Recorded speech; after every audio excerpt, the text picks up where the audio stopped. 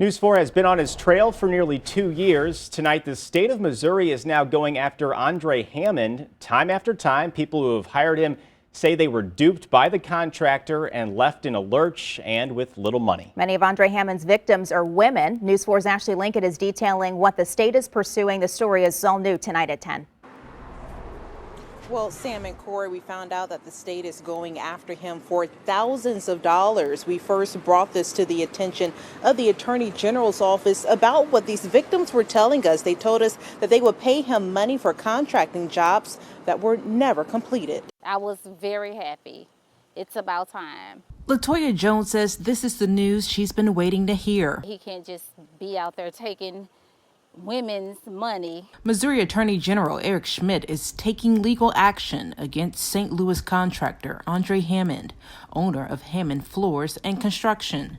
I first told you about Jones's run-in with Hammond in early 2019. She says she was never refunded her deposit for a home renovation project Hammond was hired for. By the move-in date, Jones says the home was nowhere near ready. And Monique Ward says after paying a $3,000 deposit to Hammond for a kitchen reno, it never happened. If I'd have saw the news prior, I would have never got involved with that gentleman. News 4 has covered multiple stories of multiple people who say they were victimized by Hammond, all saying he took the money and ran. The state says Hammond violated the Missouri Merchandising Practices Act by taking upfront payments for real estate, construction services, and residential appliances and failing to provide the promised service. The AG's office says they actually filed a petition against Hammond earlier this year, but they say Hammond did to the state what he does to his victims. He ghosted them. The state says because Hammond never responded, they are now ordering him to pay more than $43,000. Around $24,000 will be paid to at least 6 victims of Hammond.